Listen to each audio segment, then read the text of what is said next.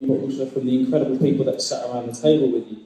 But from a more captive point of view, I'm sat here today with two tables from the zoological profession, from both Paradise Wildlife Park and Wildlife Heritage Foundation.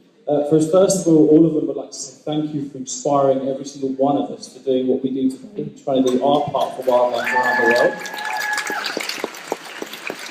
But secondly, do you feel that there is a part, not just yourself, but also everyone else sat around the table, do you feel there is a part that zoos and wildlife parks can play going forward in terms of the education and conservation of not just apes, but all animals around the world? When you think of, first of all, the amount of people that visit zoos around the world, and also the money that goes through it in order, to help conservation around the world.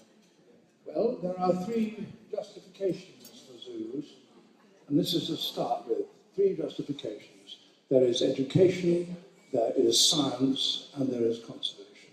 Each of those has its own aspect, which can be looked after well, uniquely by zoos. So do not, please, dismiss zoos.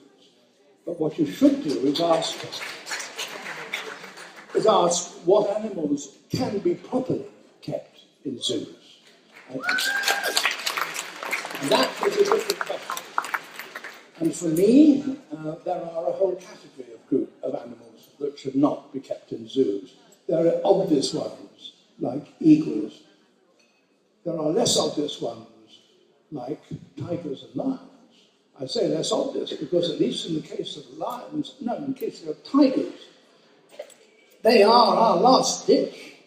And until we come to our senses, let us not let that species disappear altogether. But above all, let's just recognise that zoos have to earn their living, and they have to be good. And they have to look after the animals as the first priority, not the customers.